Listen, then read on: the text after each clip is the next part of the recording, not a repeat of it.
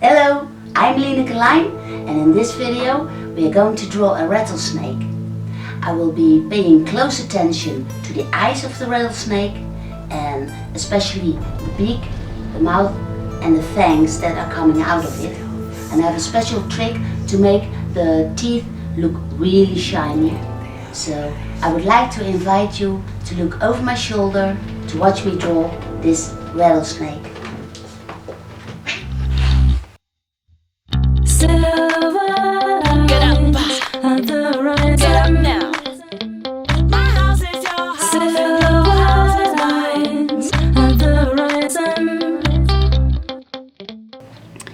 Here we are starting the rattlesnake, and when I'm drawing a rattlesnake I like to start with the nose and the tip of the eye.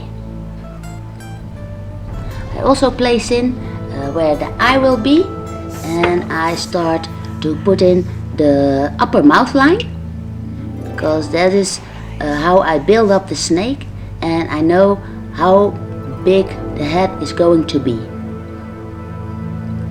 Here you see me drawing in the gums that are holding the poisonous fangs of this snake.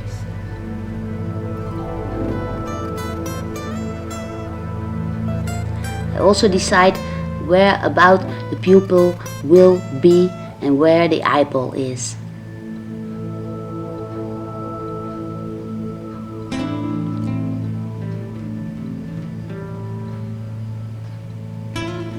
On the tip of the nose there is a scale that is kind of dark, and I also place the lines around the eyes and where the nose holes are about, and you can see the real eye of the opening of the nose is below the eye. This is about the bigness of the head, and it goes around from the jaw to the lower jaw. And here I'm placing already where the tongue of the snake will be.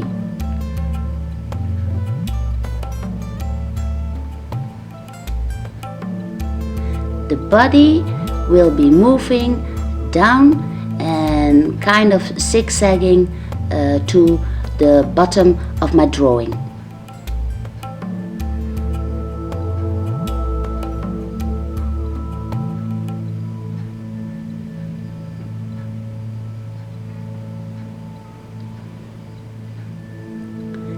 Here I put in the little lines of the scales from the upper jaw, and here I can see where the lower jaw is going to be.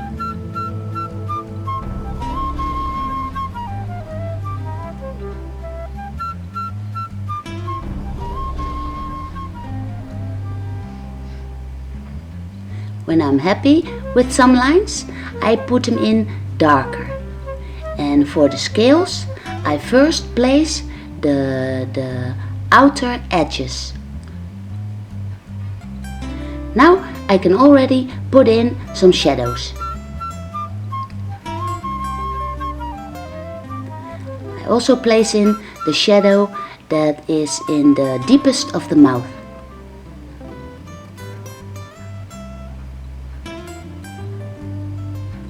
The shadings I gradually build up, so I don't start to press with all my might, but I slowly build the shadows up.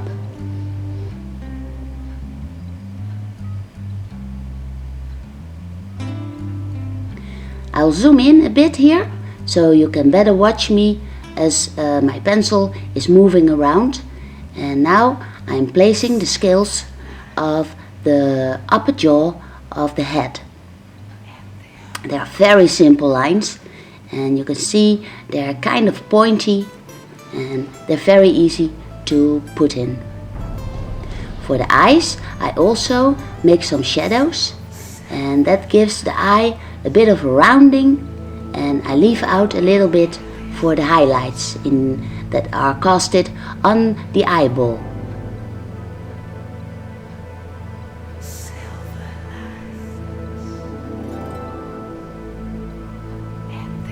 I also put in little tiny scales on the top of the nose and the outer edge of the nose line.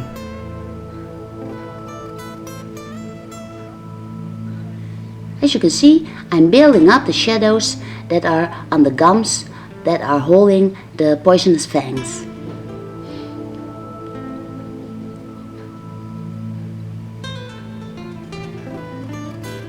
You can see I keep building up the dark parts that are in the deepest side of the mouth. For the tongue, I simply draw straight lines, and you can see I do not fill the whole tongue up, but I leave a little line, whiteness, so the tongue looks really rounded. Now that I have the shape of the head, I can place in more and more of the little scales. And this is the deepest of the nose entrance. I built up little shadows around that nose.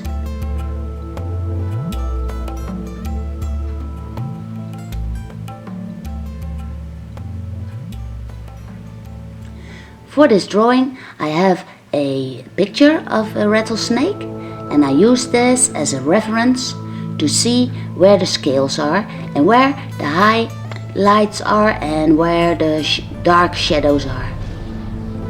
And as you can see, this snake also has two whitish lines. Underneath the eye, there's a part that is kind of dark, and the scales around the eyes are quite small. Here you see the white line, and I have to keep notice of those lines because they are very typical for a rattlesnake.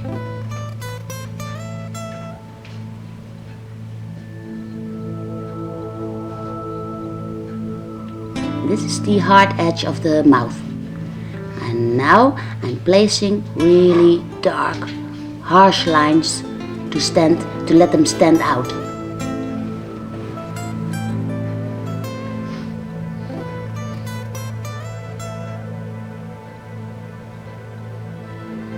Here I can shade in the part beneath the eye. And these are the scales of the whitish line. Now I can easily fill in the rest of the scales from the top of the head. Behind the white line, I then take the pencil and darken this out.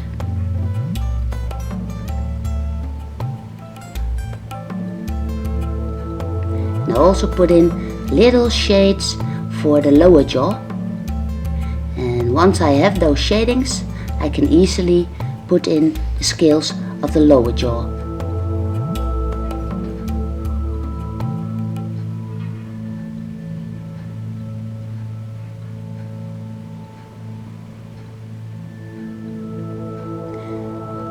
For the body, I'm zooming in again.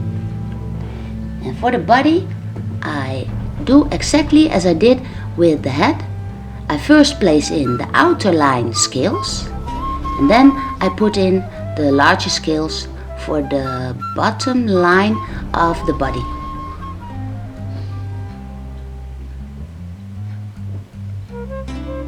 For the top line, I do the same. I make very simple lines for the scales.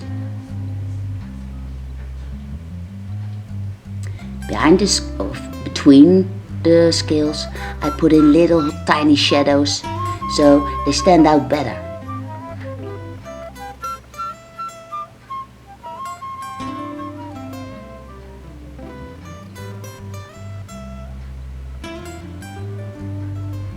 I follow the line down the body. The body is moving slowly away from the side, so the farther I move with the body, the lesser detail I bring in.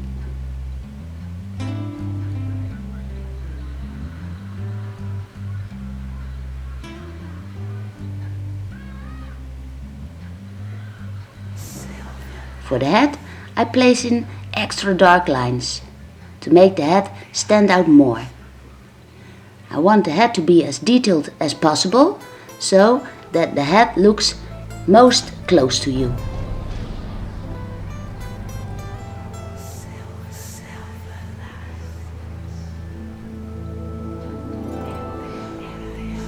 I need my reference again to look for the shades that are on the top of the head, around the nose opening.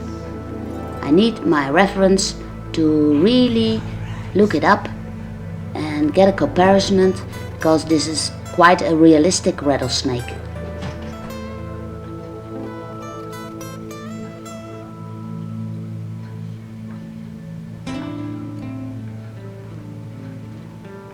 Because I want the eye to stand out the most and make it shiny, I put in extra detail here.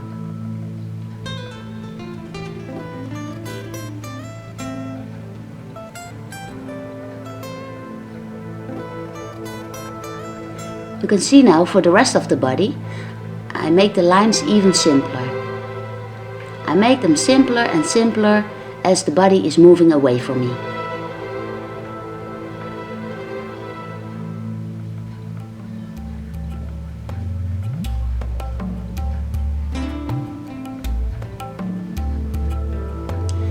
Then I simply go over my drawing with my fingers and make the body fade away.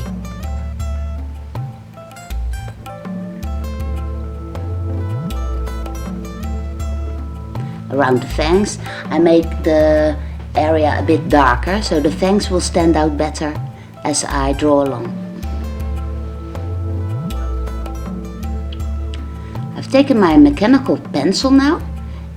This is a very sharp one, and now I can put in extra detail for the poisonous fangs. I'm building up my shadows again, take out the gum, and then I put in dark lines around the fangs, and I make kind of a black shadow on the fang itself. This makes the fang very, very pointy, shiny and extra sharp.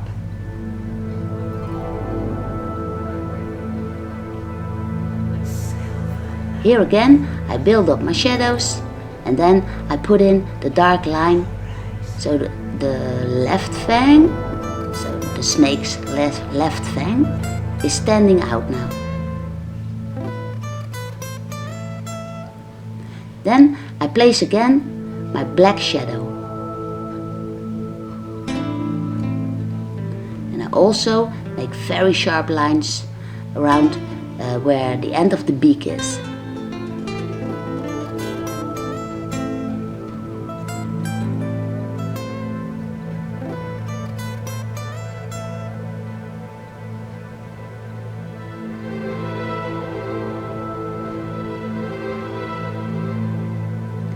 Now I'm building up the shadow in the deepest of the mouth.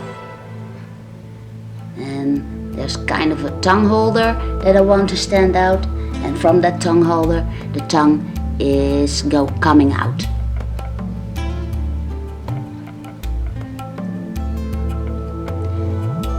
Now I've switched to my 3B pencil. With that softer pencil I can make the shadows extra dark, for extra detail, for going for in the inside of the mouth.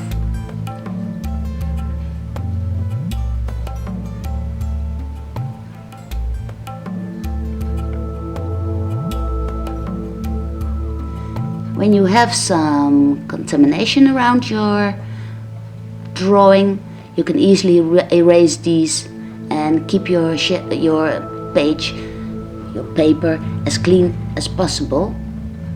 And now you can sit back, and I want to make some background to make the snake stand out better and make it more lively.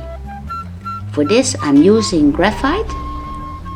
It's what is the pulver when you, for example, when you sharpen your pencils, there's always some graphite.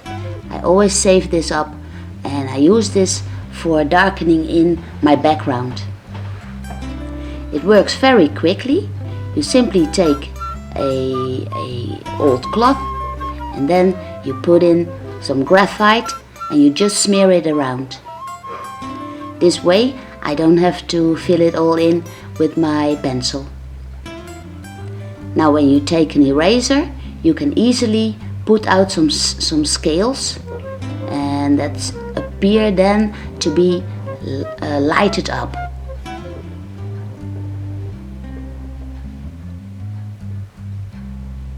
It's easy to do and it gives it an extra nice detail. Beneath the head I put in extra dark shadows.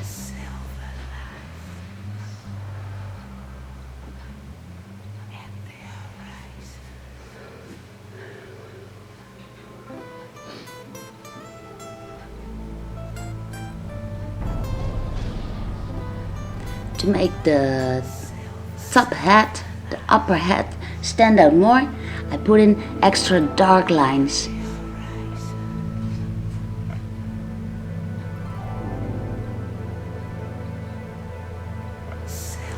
I'm zooming in a bit again, and I put in the extra detail for the nostril and the little scales on the nose.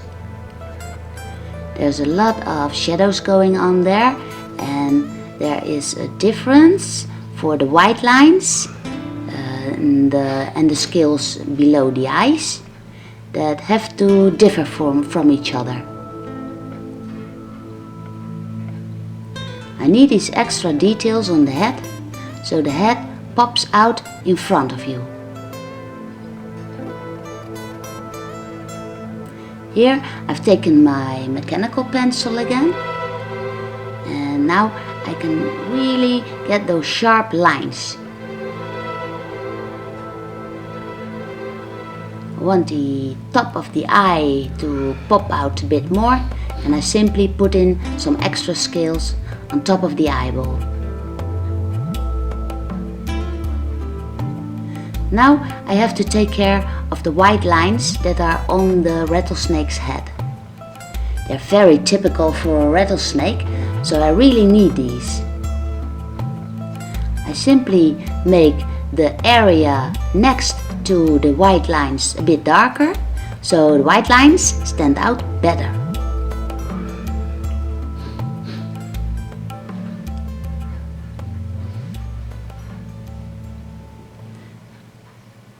I do that for the second white line also.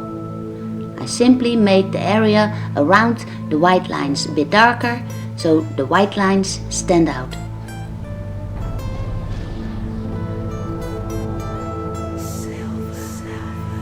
I also take some extra attention to the top of the nose.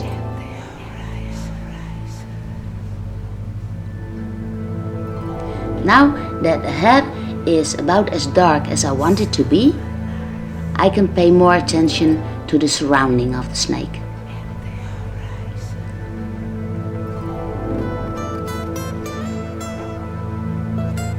I want it to look like the snake is popping out of some dirt or sand or something, and to pay extra attention to the head of the snake, I make the movement go kind of towards the head of the snake.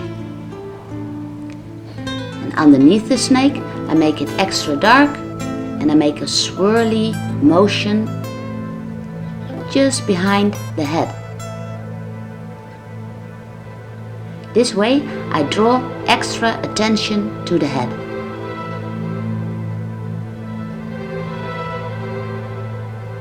Now it's time for the tongue, and I need it detailed, and the tongue is divided at the end in two parts, so now I can decide where the tongue is. I leave the tongue to the end of the drawing because otherwise you smear it around a lot, so place in the tongue at the last moment.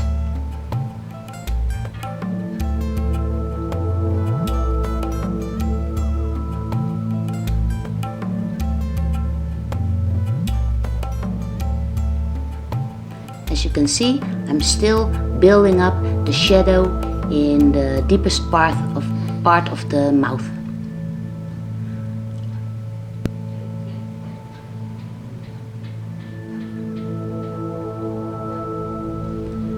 I want the dark area to touch the outer line of the snake, so it will keep standing out, but not to have too much detail, because I want it to fade out of the way, and as farther as the body is moving away, the less detail you will see.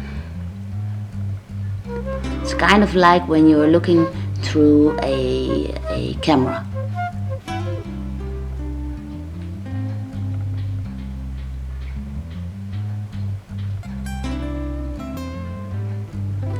Outer lines I take out a little bit more with my mechanical pencil, so there is a difference between what is behind and what is the snake itself.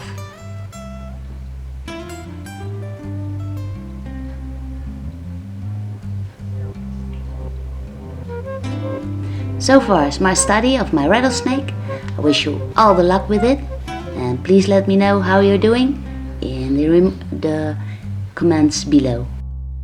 I hope you enjoyed watching this video, and take care. Hope to see you in my next movie.